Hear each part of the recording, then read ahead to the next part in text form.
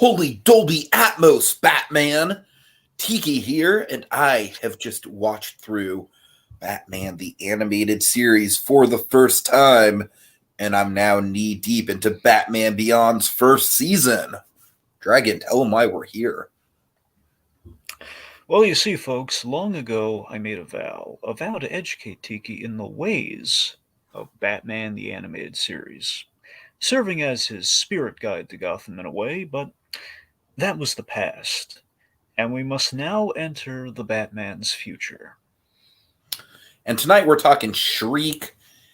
Dragon, I'm not going to beat around the bush at all. This might be one of my top 5 favorite things that I've seen in the DC animated universe. Really, of the entirety. In the entirety. Like, I Yeah. would put this in the company of something like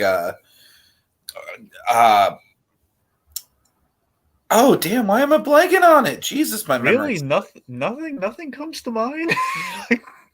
We're doing this for years. I know. Like Perchance. perchance. Yeah, there's Perchance the Dream. There's Heart of Ice. Heart of Ice, Baby Doll. Yeah, I put it up there with those. Yeah. Okay. I'm sorry. Perchance was the one that I was thinking of, but then what was happening was that I was getting it mixed up with Mask of the Phantasm, and I was like, no, I know it's not Mask of the Phantasm.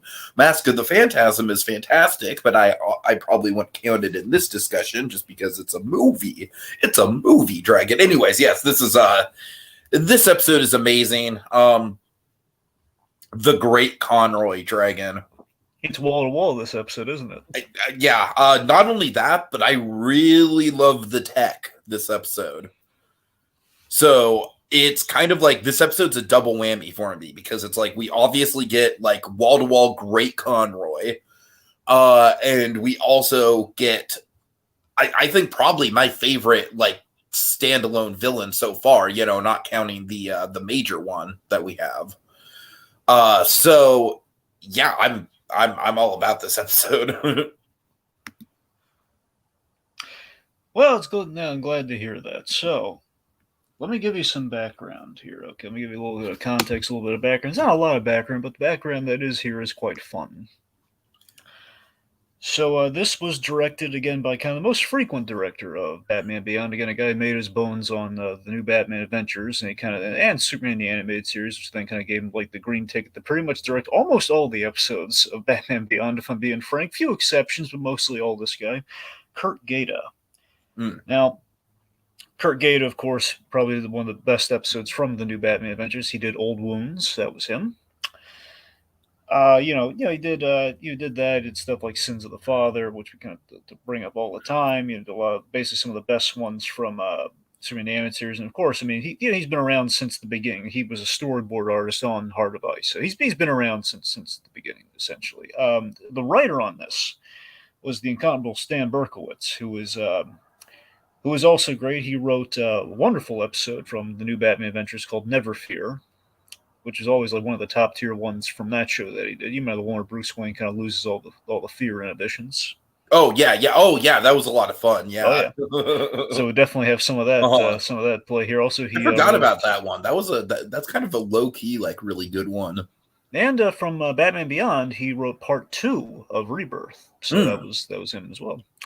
Which again had that really the underrated moment you really liked in it. The whole again the Bruce Wayne's kind of letting Terry McGinnis almost get beaten to death. Oh yeah, for sure.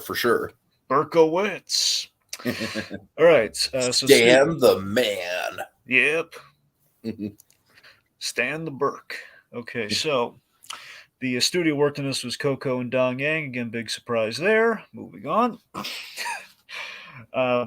So the main bit of background I want to share on this is the genesis of the episode. So Alan Burnett, of course, godfather of all things animated Batman. Alan Burnett, when you gotta remember, as I've said before, Batman Beyond, they did not have a series Bible because they were given like an instant green light, so no real development period. It's like, okay, guys, do whatever you want. You got the golden ticket, whatever you want. And they were just kind of like, okay, well, it kind of puts a bit of a time crunch on you. So they were just kind of like figuring out as they went along. So Alan Burnett was in search for an idea to pitch for Batman Beyond, and he basically remembered from I want to say as far back as Batman the Animated Series. It said years back, but it could have been at minimum from the new early the new Batman Adventures, but I'm thinking it was ever since the animated series because it sounds on brand for something they would have attempted in Batman the animated series, where It does actually, yeah. where basically Bruce Timm wanted to do a climax that was silent, that was kind of like a silent climax for a third act. That's what he wanted to do, and it sounds like something you'd pull in Batman the animated series. So that was like an idea that was kind of kicking around the room ever since. Alan Burnett like kind of dusted it off, like, hey, let's try that idea because we were never able to kind of use that. Let's use it here somewhere. And again, lacking a Bible, what they were doing in the shows, you had Glenn Murakami, who again essentially was Glenn Murakami is kind of the unofficial show. In my humble opinion, he's kind of the unofficial showrunner of Batman Beyond. He was very much that. He was the he gave the big Mickey Rooney speech in the room. He said, "Come on, guys, let's we got a barn. Let's put on a show." He was very much the guy. Everyone was kind of having, as I told you during Rebirth, everyone was having doubts in the room. And Glenn Murakami was the guy saying, "No, let's do it. It'll be fun." So he very into the art direction. He and James Tucker, one of the other producers who did a whole bunch of stuff on Justice League, who would go on to do a bunch of stuff on Justice League, they did a bunch of drawings of designs of villains because they were desperate for like new. Because again, you can't use the old Batman Rose Gallery on this show. They had to come up with a whole bunch of new villains and new designs and all sorts of stuff to populate this show with. So they had like this file all for villains they were trying to develop, and this kind of sketched out this really cool design that would be Shriek. And Burnett came into the room and he basically pitched the idea of like, okay, basically they went to Stan Berkowitz. They pulled the design from the file, and Alan Burnett went to Stan Berkowitz along with Glenn Murakami, I guess, and said, "Stan, we want you to do an episode that has a sound based villain, so we can have our silent third act, and he's got to look like this." And he basically came up with a concept. Again, it's just basically just the concept paired with the coolest design from the file and Stan Berkowitz with the backstory. And there you go. And the only last thing to say about the episodes, this is a big showcase for Kevin Conroy as an actor, obviously, doing old Bruce Wayne, very much kind of star-making performance from a star-making Batman. I have one question about Conroy. Yeah? Do we have any sort of like interviews or anything at all about the Scream? No, but I have a theory about the Scream. Okay. That I think you're going to like. We're going to get there. Yeah, we'll get to it. We'll get to that. I mean, obviously, Dragon, for my money, I think the Scream is like the Great Conroy moment of the Great Conroy moments, arguably. Yeah, but again, this episode, you got to admit, is like, there were so many contenders for this. Great Conroy overload this episode, seriously, even from the outset. But also, the other thing, though, is like, again, this is a big episode for Terry. This is Terry. Oh, no, for sure. Absolutely. That end cap is definitely one of the big.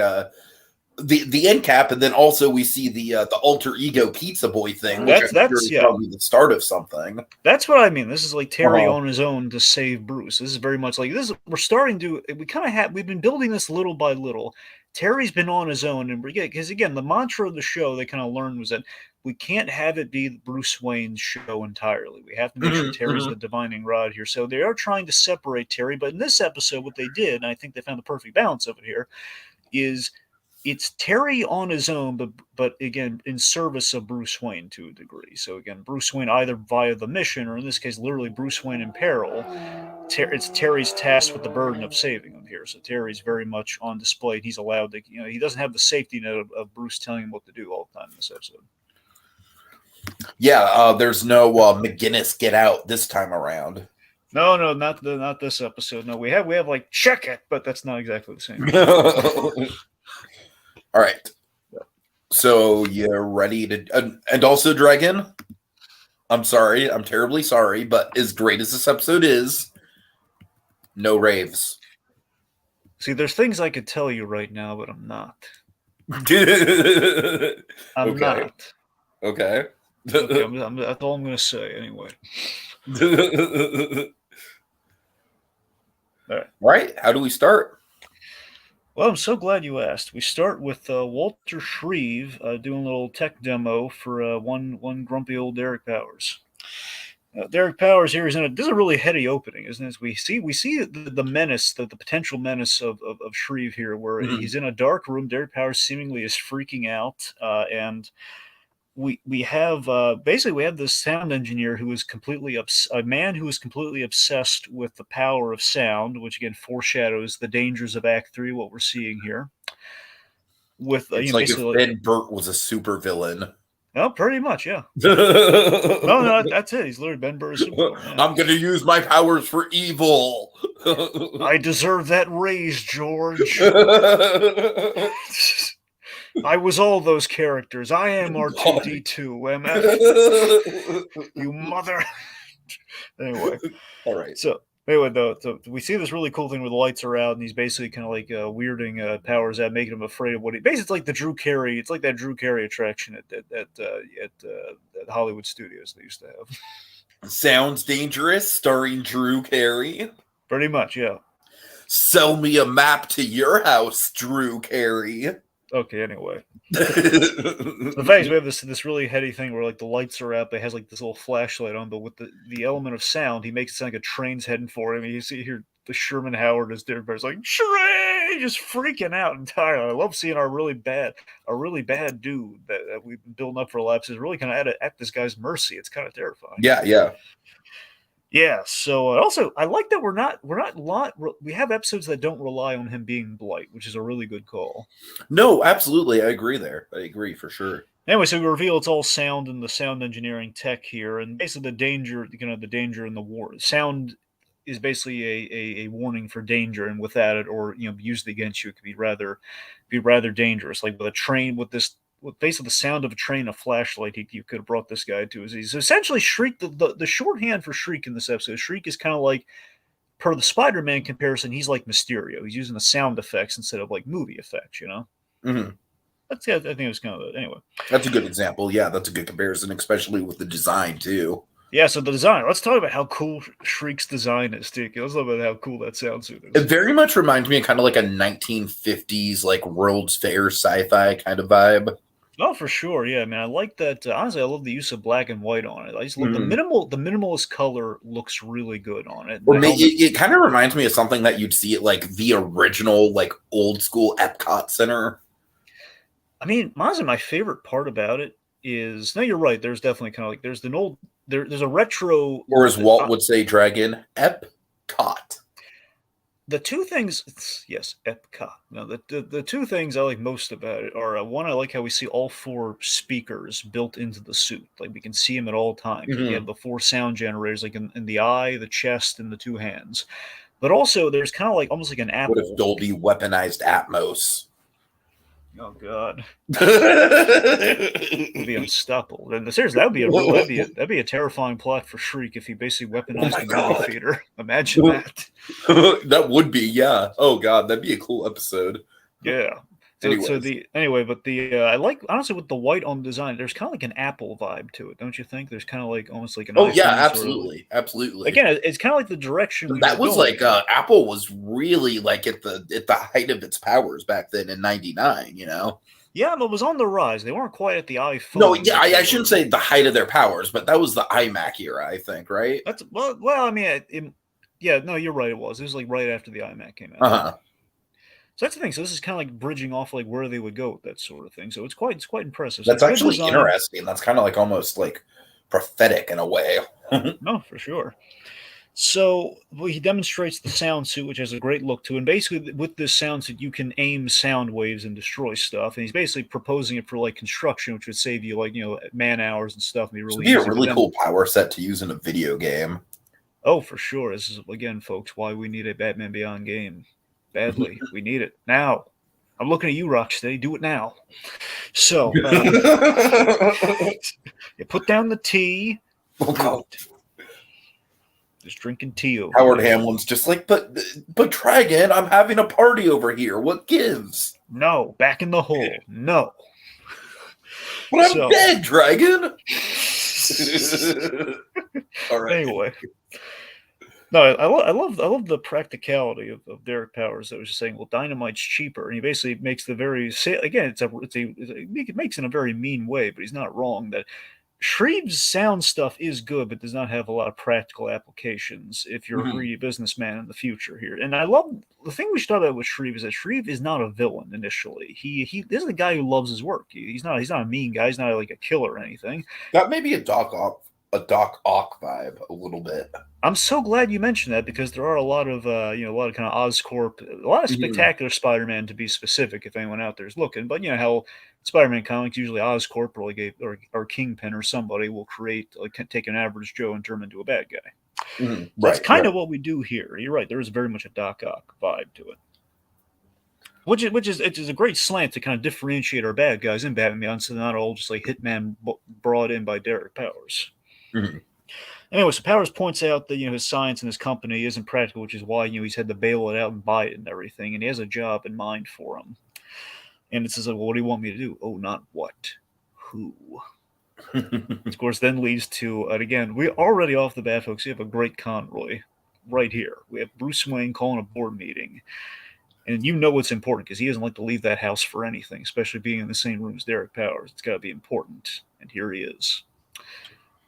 He's basically saying that he loves his company, but he's ashamed now that it's going to rip the heart right out of Gotham City. I'm kind of paraphrasing there, but that's basically the gist of it. Seriously, how great is Conroy in this speech is like the impassioned old Bruce Wayne who's like, and I love, there's such an element. And the great thing is we're just getting started. Like, this is just a warm up. Exactly. And I love the fact that all of this is, it's not just Bruce Wayne putting on a show like he probably would have done back in the day, but no, this is like Bruce Wayne. He does fundamentally. Batman cares about Gotham City because his parents cared about Gotham City and everything of all the years he's put into it. So, and especially everything he went to, kind of like all of that you can kind of feel in this. All of this is coming from a place of truth, where Batman as a character is all about remembering his past, and that's what this whole speech is about. The whole, like, as you said, you're ripping the heart out of this city, and the current. I love how he just directs it straight at Derek Powers. Like, there's no subtlety. Imagine if this was a Disney board meeting, how great this would be. not Farag. You're going to say like someone else. I'm not going to say names, but someone else. It's like the current leadership plans another to buy Bob, perhaps. I mean, I'm not going to say I'm going to name Bob's, but anyway, so like the current leadership plans to buy the historical district and bulldoze it for another soulless industrial complex. Is that what we want? Are we sure we're not talking about Disney? All right, come on, let's refocus. I'm sorry. Anyway, so the fact is, don't we want a city that remembers its history and that defines its present and shaping its future? And again, Batman being all about memories associated with Gotham, he loves this city, he means all this.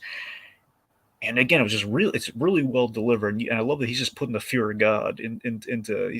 Powers is kind of sweating here. I love that Powers is kind of remarking to the other guy, he's been on me about this for weeks. I mean, that's saying something. Bruce Wayne cares enough to be like not so silent partner with this guy.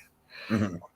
Anyway, so I love that the other board members clap and they're very moved by this. They're just like, yeah. And Bruce Wayne demands a shareholders meeting next week, and he just gives Powers that smile, like, I don't like you, and I have you in my palm right now. You're not going anywhere, guy. So he gives that smile. And then Tiki, okay, here's the first time we're seeing this. This is really cool. Get ready for this. Okay, we're seeing Bruce Wayne's car, and his car, if you notice, is one of the greatest Easter eggs in Batman Beyond.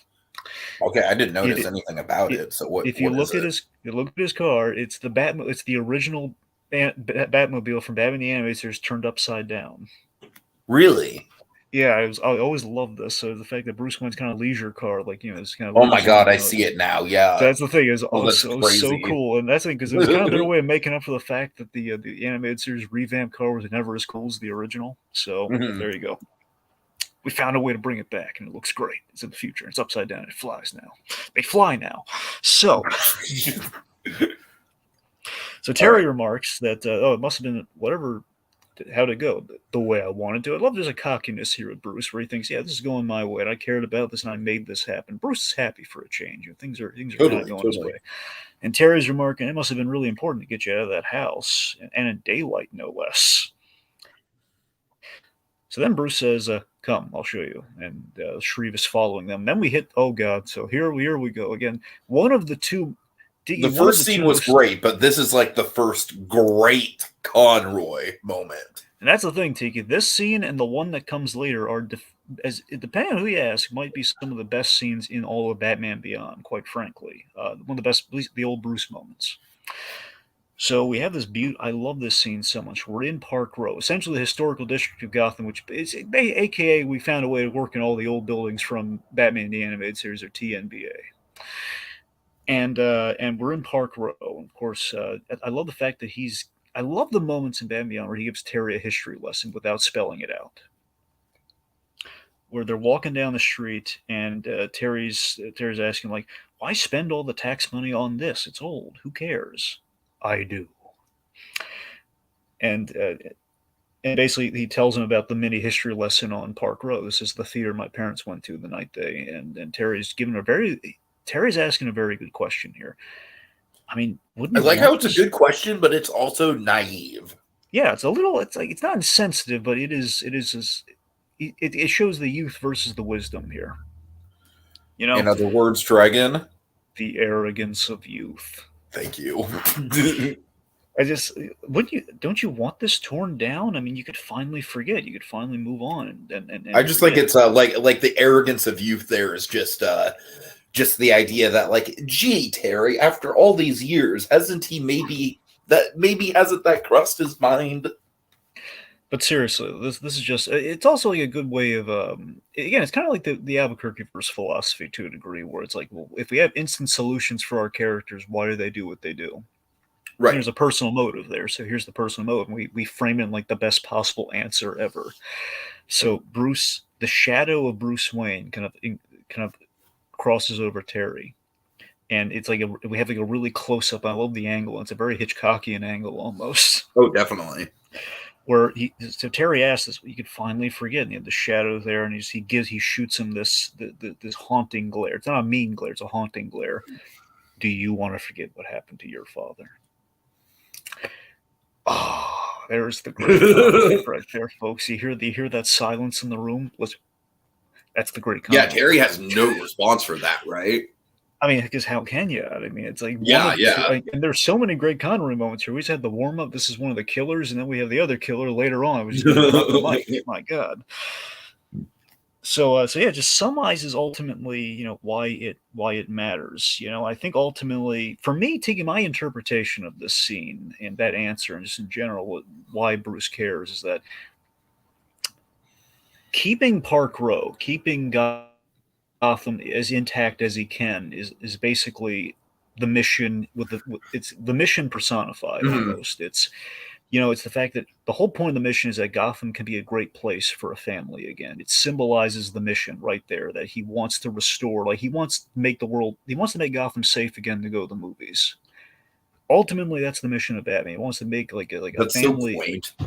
seriously, it's like a parent and a kid and their parents can go to the movies without the fear of something bad happening when they walk down an alley as a shortcut. That's Right, the right. mission of Batman. That's all he wants. Because of that, he does not want that theater torn down. He does not want that section of. He doesn't want to like, hey, let's pave over all the crime and forget about it. Like, no, we have to fix the crime. We can't just like build something and say it never happened. We can't. We have to accept that it happened and redeem it. Yeah, well said. Really good stuff. So Ace is going crazy because of sound. It's a foreshadow. And so Terry's checking on him, and meanwhile Bruce is walking around the old place. So he heads to the GCPD building, which I like to think little memory lane for Jim Gordon. We don't see him anymore, but I like to think he's thinking of his old pal. Of course. And we At get the the very little Joker Easter egg. Yes, we do. Which again, little bit up. It's the new Batman Adventures version. Joker is like the pinprick eyes and everything. No, they did not know they were getting the movie. They did not know at this point. But yeah, and I believe some people. I don't know how true this is, but some people point out he might actually be in Gordon's office during this scene because I don't know. We don't know how many. We don't know if he goes like up I could flights of see stairs. it. I could see it.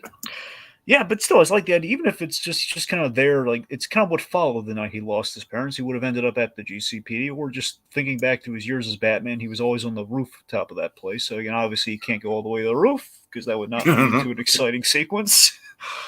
But yeah. So anyway, the place starts to tremble, and it's like an earthquake with any provocation. Then Batman swoops in to save old Bruce's bacon at the very last second here, and we reveal Shriek. Now, how great's the score with Shriek? Remember, it has like kind of that little reverb sound, like when he shows up, like that in the score.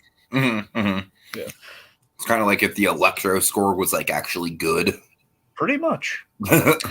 So you'll notice, it's kind of a fun little animation thing. They used a lot of the old building was chosen for this section because they need a lot of dust, and the fact that it's really hard to make sound exciting without doing the traditional Aquaman sound waves, like kind of telekinetic, kind of like a little. Sure. Unless you're the No, magic that school makes sense. bus, That makes sense. Yeah. like unless you're the magic school bus, it's kind of hard to make sound waves interesting in a fight. So, I mean, that thing. honestly, that's another reason why I like this episode so much is that I do think it has legitimately some of the most kinetic action I've seen in animated Batman. Yeah, yeah, and of course, you use the dust to visualize the sound, and we have a pretty cool fight here. And right before he, and I love this, like the whole, like, do you know this guy? Sorry, not one of mine.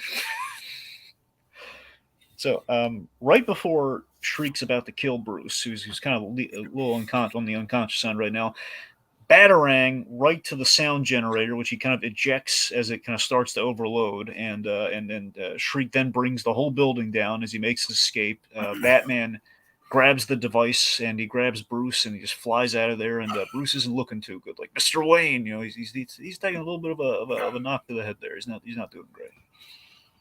So then we transition into the hospital, and I really like how the episode has this like slow build and like ambiguity on if he's actually losing his mind or not. Because at first it's just like old man Bruce having a temper. You know what I mean? Yeah, that's the thing. So this is so funny. He's in the hospital. It's like, whoa, Bruce really woke up on the wrong side of the bed today, man. He really doesn't want to spend the night there. Well, let me tell you my read on this is, okay.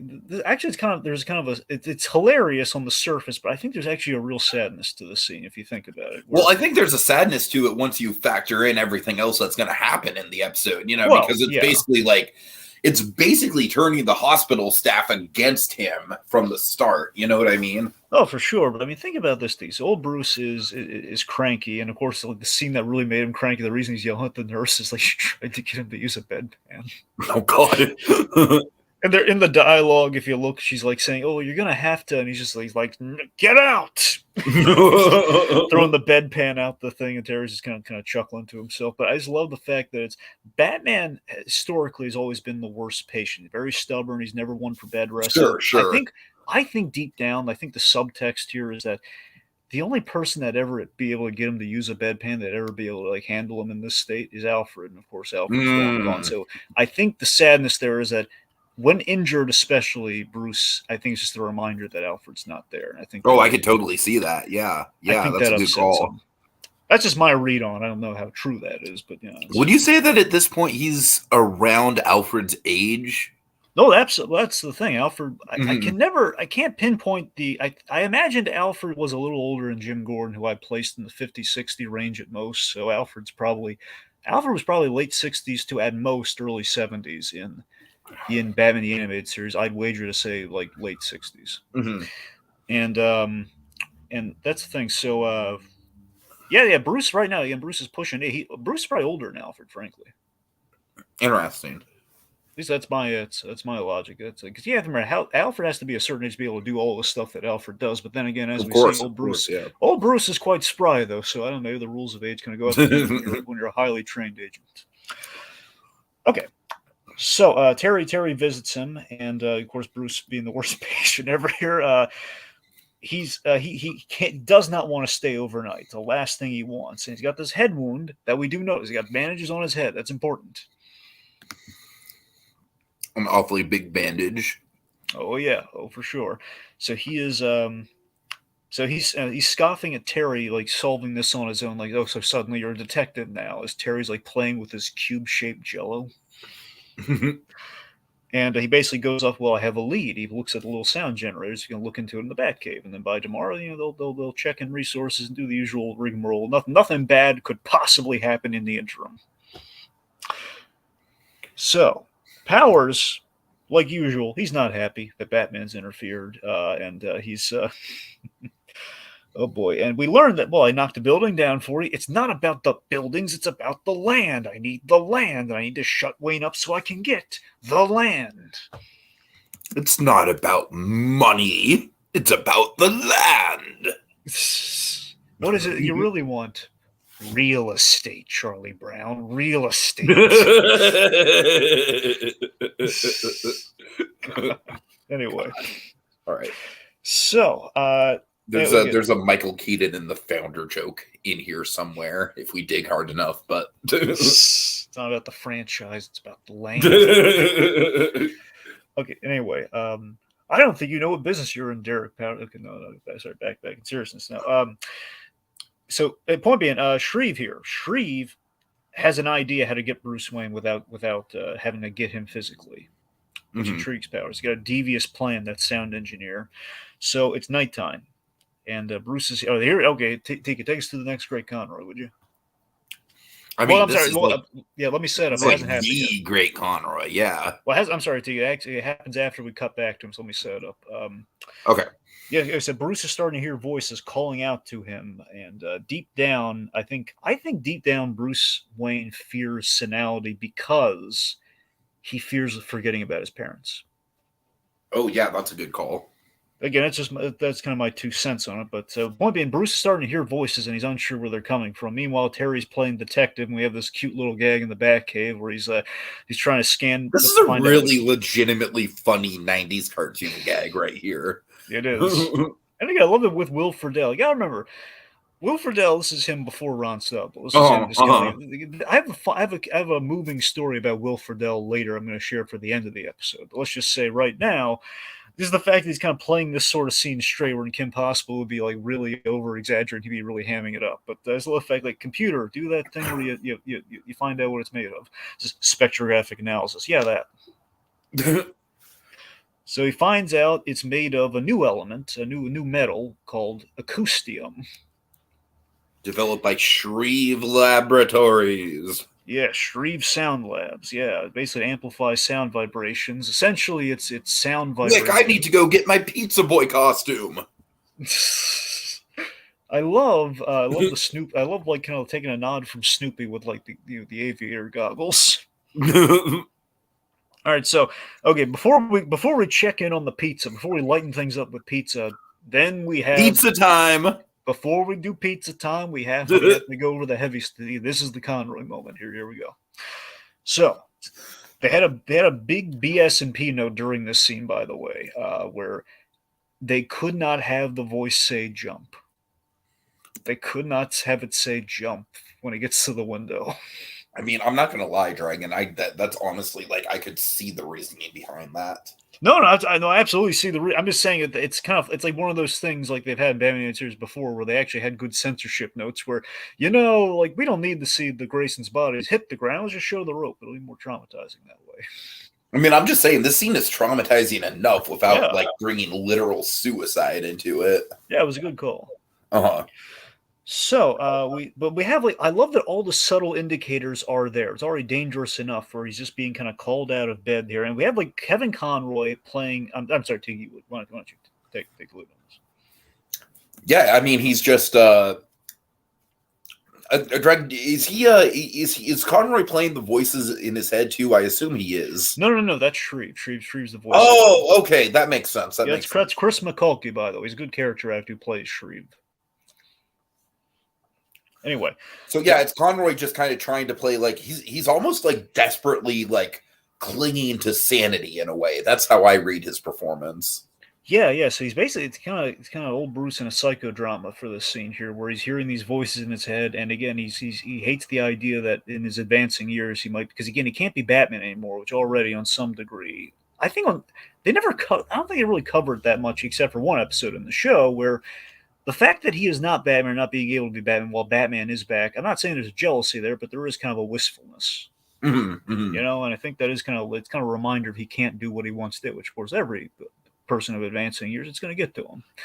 So again, the whole senility thing and being thought of being crazy, it's like Terry has said this in jest, but he's never really meant it like aggressively. And I think, words kind of hurt after a while. But yeah, it just kind of builds like, the voices are just like, do it. You know what you have to do. And oh my God, Dragon just builds to like the most heartbreaking ear-piercing scream. Ah! Frankly, I think I've ever heard from any actor. I know it's quite it horrifying. is bone-chilling, Dragon. I have a theory of what happened during this record. Okay. Okay, so historically, Kevin Conroy, to play Batman the way he does, as we now know from the comic that he put out, kind of like it was always kind of we kind of knew this, but we now know in like more intimate detail. I think it was like, what is it, Being Batman, like the story that he put out before his passing, for the DC Pride Month thing. He essentially, Kevin Conroy, he would go to kind of a deep, dark place, kind of based off a lot of his own personal upbringing and stuff that would kind of factor into the character. He would go to that dark place, and that's where the voice came from. Now, there have been times in the show where he would pull from like a really personal place to deliver certain scenes. Of course, the most iconic example being the I didn't count on being happy scene from Mask of the Phantasm. That was him kind of thinking of his life up to that point, and Andrea Romano had like to hug him in the booth or something afterwards, basically saying she was just utterly moved by what he did in there. She kind of recognized that he was shaken after doing that scene. So my theory is that this scene, just given that it's Bruce Wayne kind of coming apart here and people thinking he's going crazy. Kevin Conroy did have a brother who, if I recall, suffered from schizophrenia, if not bipolar. Oh man, that is such a good call, bro. So that is my theory, is that is him pulling from that real life experience for how to play this moment. That's got to be it. I'm saying to deliver a scream like that, and also the stuff that comes after. We're seeing, I'm hearing voices, like when he's kind of seemingly babbling incoherently. Yeah, I'm so glad you brought that up. Yeah. Just now knowing what we know about the ins and outs, I knew he had a brother who was not well, but again, seeing that comic, it did kind of spell, okay, literally there was like schizophrenia. If not, I think it was a mix of schizophrenia and bipolar disorder, but let's just say schizophrenia at bare minimum. So I think a lot of that is being channeled through that scene. Again, if I understand it right, he and his brother did not part on good terms, which makes that even sadder. So that's a lot of pain coming through that scene, which I think is why it was so effective. Sure. I mean, yeah, it's haunting. It really is. I mean, there's a lot you could say about it. That thing, he goes over the window, he opens it up, and he just lets out that guttural scream that wakes up pretty much the whole hospital. And the nurse comes in and says, like, "What's going on? Voices, don't you hear him?" And they're thinking he basically has almost like a PTSD Batman reflex going on here, where a guard is like going to help him, and he flips the guard on his back. Oh my god, this 80-year-old man just flipped me. What the heck? And then quite horrifyingly, they're injecting Batman. They're injecting Bruce Wayne. So an overnight stay basically turns into a 5150. Pretty much. So yeah, he's he's flipped, and he's injected, and it's quite horrifying. It's quite sad. He goes unconscious. Then we need to lighten. Tiki, this episode's getting too dark. We gotta lighten it, man. Let's God. Oh, this is some undercover good work. Okay, we need pizza. It's pizza time, brother. Come on. So I assume this is going to be a running thing, right? Well, I mean, not necessarily the pizza time, but just him going undercover and taking on different kind of alter egos and stuff. I honestly can't remember how. I don't think they do it as often as they love doing this. I don't think they found enough excuses for him to do this, but I think there might be. Oh, it's a delight, though. It really is. Like, Terry does creative things that are kind of in the spirit of Batman, but he does them his own way. So, for example, this clearly a takeoff of Matches Malone, or take, for example, the Forgotten, the homeless episode where he dresses up as a kind of like a John Doe, kind of John Smith sort of homeless guy. You mean the episode with Boss Biggs? Yes, Tiki. I mean the episode with Boss Biggs. So this is kind of Terry going. Put that in your DC verse gun. But I like the. Can you imagine? He probably would. No, but seriously, I love the. I like to think, my headcanon, I like to think this was kind of coincidental that he wanted to go undercover, and I don't think Bruce is told about all the undercover. I bet Bruce is not. I don't think it's trained him in detective work at all here. So I think this is kind of Terry coming up with this on his own, which kind of coincidentally is kind of like a Matches Malone sort of thing. So he's basically as this kind of this New York kind of a New Jersey, almost like a Jersey Rat pizza guy. It's delightful. I love it. And what's even more trippy about it, Dragon, is I keep on saying that he reminds me of a young Stephen Yeun. And Stephen Yeun's famous first big role was as Glenn in The Walking Dead. And What was Glenn's occupation before the zombie apocalypse? Pizza delivery boy. Oh god. It all makes sense. It all comes full circle. All right, so this is a really good idea here. So he's delivering pizza, and he basically the con. Basically, it's Terry McGinnis kind of pulling a Slipping Jimmy. It feels very Slipping Jimmy-esque, doesn't it? Mm-hmm. Oh yeah, totally. So basically, the con being you show up with a big old delicious pizza, and you say, "Oh, wrong address." The pizza is basically like the big distraction. Yeah, it's an extra large, too much for one person, huh? So he uses this as an excuse to buddy up with Shriek, and it's quite clever. And they are kind of becoming. I love they are actually kind of becoming buddies here. This is very Doc Ock. Yeah, for sure. It's very much the whole brilliant but lazy. It's yeah. So they're he basically gives like a little mini sound tutorial, very casual, like he's showing some interest. Like, oh yeah, because you got to remember, Shriek probably does not have a lot of friends. He's a pretty lonely guy. Like, who cares that much? Unless you're Ben Burtt, who cares that much about sound? I could see him and Ben Burtt just being the best pals, though, right? Yeah. What did you do to get that? Said, well, I went to these high tension wires. I just kind of hit him like a wrench or something, and I recorded him. Like, you did? That's amazing. What's that? It's microfilament. So then they have the microfilament. But look at the writing here, Tiki. There's so much setup and payoff in this episode. Totally. You don't even really notice that it's exposition. Because all of Tiki, again, it's every part of the Buffalo. Like we foreshadowed a lot of stuff for the third act up front when we did the powers demonstration, and now we have the microfilament transmitter, which of course is going to pay off the Bruce stuff. And then they have the sound. We set up sound masking when Terry accidentally pushes that button, and all the sound disappears. That's going to be important. So then Terry, again, things are going well. And he asks his little pizza buddy to leave. And then Terry overstays his welcome. He's asking about sound vibrations. How he flew too close to the sun. Oh, my poor Icarus. So Terry then he basically he sets the guy off, and he hits him thinking, okay, this guy's investigating me. He's a spy or something. This is like, how about you want to see how sound vibrations can split your skull? I love how it escalates so quickly, Dragon. Again, it's so appropriate in this episode how dangerous sound can be, where he turns it up and you hear like a little cranking up, but the sound design, as it should be on this episode, is amazing and then quite terrifying. You hear like the rumbling sound, it feels so imminent, and he kicks him in the face. And I love that Shriek is like, again, Shriek not being a bad guy, well, again, he's now kind of pushing over to the side of bad guy, trying to kill this guy, but again, killing him as a witness, not killing him as evil. He's going over the side of like, hey, there's no way out. Just kind of like throwing his hands up in the air. Well, there's no way out. Why are you running? Just let me kill you. He's not good at this. So the idiot then destroys his own lab. That's on him. That's on Shriek, again, not being a good bad guy at this point. Destroys his own lab. Yeah. Terry escapes, and then we have the GCPD finding him, and he blows them away. But now he's a wanted fugitive, and they've seen him, and they figured out who he is, which is going to be important for him becoming a full bad guy. Meanwhile, Terry goes to the hospital to see Bruce, and he finds not Bruce, but Derek Powers. And now, this might be one of the most threatening scenes in the episode. Just the idea of Derek Powers being legally responsible for Bruce Wayne. This is like that scene from. That's a horror scenario right there. It's like the scene from season 1 of Better Call Saul, and when Chuck's in the hospital and they're talking about guardianship and everything. Only, what if it went really south?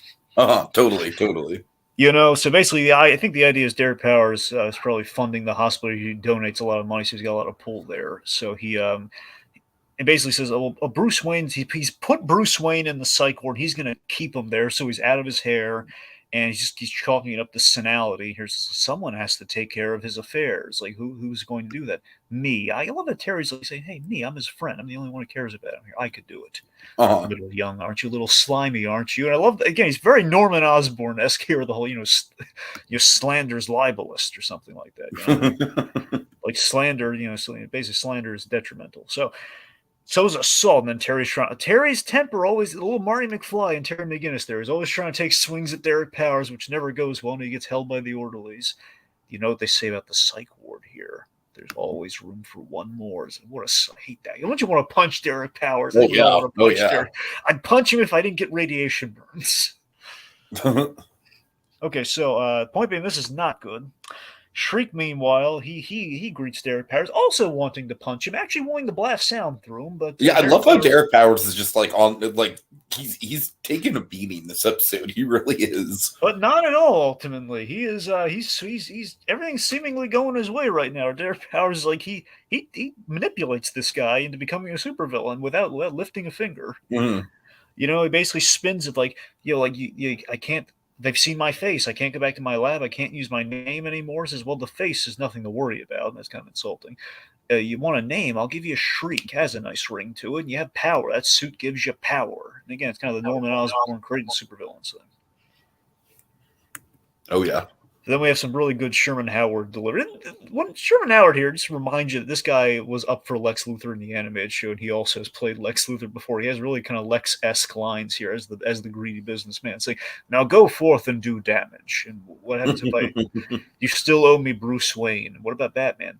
Kill him. Kill him. How great is that delivery? He says it with like such a smile. It's like, yeah. He does. He does. It's kind of the murdery equivalent of what was that? You know, it's like kill him. Oh god, a little bit. A little bit. Kill him. If Bill Massett were more bloodthirsty, kill him. Bob Paris giving you trouble, kill him. Oh god. Okay, so poor Bruce Wayne. This to me is when you look back in the history of Batman here, he's been put into a padded cell, which there's such a sad irony to this. Okay, this I think like it might not be the biggest like it's great as far as the performance goes, but it might not be like the high point of like the Great Conroy. There's an overload of the Great Conroy. But I do think this idea might be the most like emotionally upsetting thing that he goes through. Just the whole idea that his mind is like so turned against him that he can't even eat. Yeah, he's basically being convinced that he's paranoid, which, to be fair, Batman, in essence, is kind of paranoid. So that right. It's again, this is where the lines are absolutely blurring for him. It's really starting to get to him. And Tiki, listen to what he does when Terry comes in here in a second. The performance the two of them give is really telling. But before that, the fact that he's in a padded cell, just the irony of Batman being put into a padded cell, but also a little nod to Dreams in Darkness, where Batman himself is put in the straitjacket in Arkham for an episode. You know, he doesn't like that feeling, so this is kind of putting him back there. So the fact that he can't even enjoy a sandwich while in the padded cell, and he's hearing voices that are telling him very paranoid thoughts like the food is poison, they're trying to kill you, and he's just quiet. Again, to the outsider looking in, he seems like he's gone out to lunch, but not really. He's gone out to lunch. That's good. He's gone out to lunch, but not really because he's not eating the sandwich. So then Batman enters to break him out. I love without hesitation, Terry's going to break him out of this place, knowing that's not right. He's going to get him out of there. But here's the thing. He refused. Again, this feels like you're helping like an aged loved one in the room. That's what the performance is really being played with here. It's just like, and again, this feels a lot like the whole like an exchange that Conroy might have had with his brother in real life. That's kind of what this feels like. It feels like you're talking to someone that you love, and it sounds like they've lost their faculties, and you just don't know what to do. Where he's saying, "I'm not leaving until I figure out what's going on here. I'm not crazy." He says, "Like we can talk back at the house." And he's like, "I'm not going anywhere." He's really digging his heels in, and he's ordering him to like check the light fixture. There's like a microphone somewhere, and he blasted nothing. He says, "Strip the walls," and of course it's impossible. Strip the walls. I can't. Then Terry bringing something to the table here, and Terry's showing off some detective skills. Again, the boy's learning, Tiki. The boy can learn. Absolutely, yeah. He rips. I don't know kind of painful this is. Bruce kind of earned a little bit of this for that bedpan thing earlier. You kind of deserve this. So Terry, like, he's like, what are you doing? Is ouch! He just rips the bandage off to point out like there's the microfilament two-way radios in there. Yeah, that's a really, really clever. I really like that twist a lot, Dragon. I really, really like the mystery of like, is Bruce going mad or isn't he? And then the scientific explanation for it. It's all just so well written to me. Stanny boy, Berkowitz. There's some Never Fear writing there. Yeah. Sorry, we just got to cheer on Stan Berkowitz now. I think it gives him a good pick-me-up. So, anyway, so they basically figure they bribed the nurse to put that in the bandage because, again, Powers has, deep pockets in the place. That's probably how he did that. You still think I'm crazy? Never, never occurred to me. So then we have this is adorable, man. Little Ace the Bat Hound reunion here. He's in the Batmobile waiting Yeah, for him. And he's like I love that. Bruce has been through a lot this episode. He kind of cheers. He loves that dog, man. Like I miss you too, totally, boy. totally. And Terry said he wasn't the only one. That's understated sweetness right there. Is the fact that I missed you too. All right, so Dragon, this has been an outstanding episode so far. If we How would could it get any better? if we would have just ended it right here, it would have been outstanding. But why don't we just fucking throw in one of the most creative action sequences in the entire DC animated universe? Yes. So Batman has traced the signal from the little I microfilm. mean, Dragon, this is like the antidote to my whole fight thing, man. This is what you have to do to make the fight interesting. Is stuff this really like turns this. you around on fighty fight, huh? Well, yeah, I mean, stuff like this really, if it's executed in an interesting way, then yeah, I'm all down for it. All right, so we go to this car factory, which essentially, I think the idea is that Shriek needs to be close enough by to the hospital that he can, communicate with, talking to the microphone, to where he's at. So that's why he's at this car factory. So we have the third act fight here, where basically he's point being, we have this fight going on where Batman shows up and Shriek can hear him because he's tuned the frequency to hear every little sound that he makes. And we have this bit where a little screw falls and he knows where Batman is instantly. So the idea is he's turning the volume up when that happens and then turning it back down. But so importantly, when he turns it back up, that sound is the acuity of that sound is up to the highest degree, which is not going to end well for him later. Uh-huh. So a little screw falls, and then Batman tries masking the sound by turning on the assembly line so that screw thing won't work again. But then Shreve, oh boy, that Shriek here, he then uses the sound masking tech that we saw earlier in the pizza scene, and now it's so terrifying. Yeah. All the sound. This is ambitious. By the way, appreciate this for a second. How ambitious this is for your animated show, where hey, you can't hear anything yet. They fear an Andy Kaufman thing was going to happen, that people were going to turn up their TVs during this scene thinking the sound went off, which is crazy. Sure. So the fact is now Terry can't hear anything while all the machinery is going, which is quite dangerous. He's evading engines, and we see him get the crap beat at him, as he tends to do, unfortunately, at this stage in his Batman career. He's getting hit by everything. And then he gets blasted outside, and then they're having a fight on the outside, which is even more dangerous because you have oncoming traffic and everything. But then I love his defeat. I love how he's basically defeated by the sound of a baby crying. It's so disturbing, Dragon. It's freaky. Yeah. So, Batman. We have basically, as Batman's kind of in this fight here, Bruce is on the inside of the Batmobile, and we kind of break the silence for a mere second. He says, "Awfully quiet out there, boy, but you hear something." He figures out that the dog can hear anything on this frequency, so the dog can actually help him. So he aces the Bat Hound, saves Batman from an oncoming truck, and a little arc on the dog. The dog really likes Terry now. The dog is liking Terry McGinnis. Uh-huh. Compared to the first episode where he was barking at him, was going to tear his head off. So Shriek's approaching him. He tunes himself so he can hear the dog, and he goes there. And then Batarang right to the sound generator, right as he's turning it up to the nth degree, and such an overwhelming outdoor sounds. He hears every single sound outdoors, like traffic horns beeping, trains pass, and as my associate has just said, baby crying. Yeah. And I mean, it really is just, it kind of reminds me of the Venom defeat in Spider-Man 3, just very much weaponizing sound. There's also a name. There's also kind of a name irony here too, where Shriek is letting out his own shriek of pain and anguish right now at the end. Where it's just when he's going, Tiki, just to let you know, we're going to see Shriek again, and he loses his hearing here. He's rendered deaf in this scene. Okay, I mean, I kind of figured as much, but that's interesting that we're going to see him again, though. But this is a really appropriate and cruel fate for this guy here, with the fact that he has lost his hearing. And again, this is a guy who loved and lived for sound. It's kind of like the I, Tonya fate, Dragon. Yeah, it is. It's basically it's also, again, it's kind of like a morality. It's the morality tale effect here. Again, hey, you did bad things, you're gonna lose what brought you joy in this life. Okay, you tried to kill people, and you're working for a bad guy, and now you've been rendered deaf. All the sound's been taken away from you. You know, so he can't hear, and then we see the POV, and then like crying out, no. Oh yeah. So then, folks, you're wondering now. This is, I think, where you should have saved that earlier sentiment.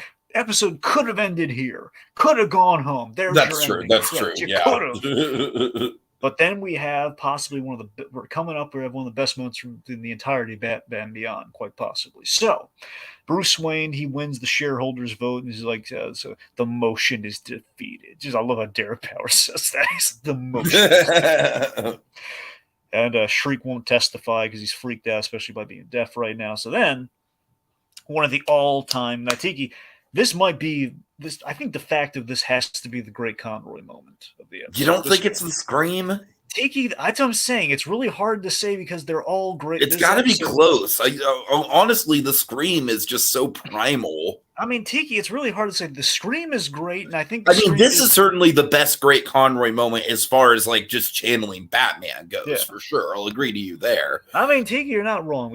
I think we have 3 stellar Great Conroy moments in this episode that could actually stand shoulder to shoulder, because you have like, do you want to forget what happened to your father? You have the sure, yeah, absolutely. And then you have this all 3 of them are family. Let's just say all 3 of them get the Great Conroy. That's moment, what I'm saying. There's no rule that there only has to be one. Exactly. So we have this scene here. So after the shareholders meeting, we have this beautiful exchange. And Tiki, this scene's beautiful for a number of reasons. So this scene is literally the passing of the torch scene in Batman Beyond. The scene's very huge, where he says, so why were you so sure those voices you were hearing weren't yours? And of course, Bruce is saying, well, first off, I know I'm not sick. I really hope your other reason's more convincing. So I guess they have the back and forth, you have the banter at play between these two, and then you have the sentiment coming here. Well, the second voice kept calling me Bruce in my mind. That's not what I call myself. But what do you call yourself? Then Terry's, he shoots him that glare, that knowing bat glare look. He shoots him that look. This is, oh yeah, I suppose you would. Then this is really cute. Will Friedle. It's adorable. It's fucking adorable. Will Friedle puts on his bat voice when he says this line. He says, "But that's my name now." Then just, oh god, then just the Bruce delivering the line. Tell that to my subconscious. God, it's now. Tiki, what makes this scene even more poignant now, especially now, is that you have to understand. It's so odd how this worked out. So if I understand it correctly, and Will Friedle has kind of said this recently in an interview when asked about Conroy, and he said this before, but I think it had even more resonance now when he said it, is that Will Friedle, I believe this was his first voice acting gig, because again, he did not do Ron Stoppel yet. It's in the early 2000s. This is the first time he ever did any voice acting after Boy Meets World, which is like the main thing that made his career, I think.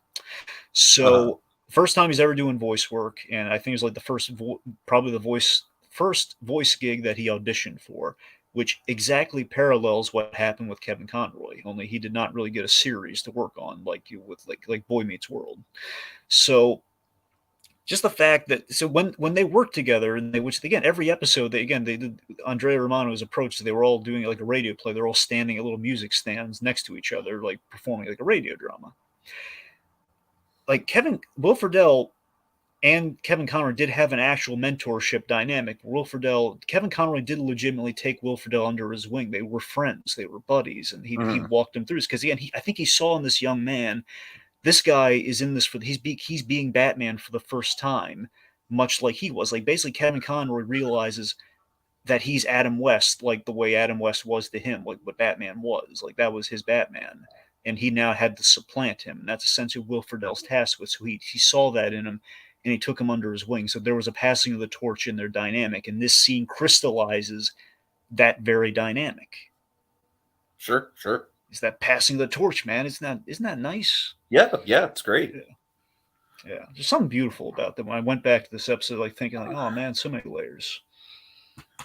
All right. Well, I mean, there's nothing else to say for final thoughts. I think this episode's just straight up just wonderful. It's I mean, I really think it's a triple quadrant of there's really great Terry McGinnis stuff. It's got a great villain with awesome action sequences. And, of course, all the Conroy. Yeah. Triple threat. Oh, for sure. So before we go, Tig, we should well also yeah, I can't say enough nice things about this episode. It's a top tier episode of Batman Beyond. Again, has like pretty much almost all the super iconic moments from Batman Beyond in it. One I'm not gonna. It's kind of hard to say because we literally had an episode of Mister Freeze, but in many respects, some people might say this is kind of like a heart device for Batman Beyond. Some might say, at the very least, this is like a gold standard episode, like kind of the greats from Batman the Animated Series, whether it be Heart of Ice, but let's say like an almost this is definitely like an almost got him. You know, it's definitely it's a top tier. You know, it's like it's a go to. When you think Batman Beyond, you're going to think of this because again, you have the iconography of Shriek, you have like the Bruce Wayne moments, and you have Terry's dynamic with Bruce. There's a lot that works in this episode, and it holds up tremendously, and especially looking back on it. So before we end here, we should also shout out. Yeah, Lucas Green. Sorry, man. I didn't see you in the comments there. I didn't have the tab pulled up. But yeah, happy to have you here, Lucas. He says, Batman paranoid. Well, if you consider a man who dresses like a bat to prevent murderous corruption that happened to his parents, a person who focuses his entire life on this goal, denying him joy. Yeah. Yep.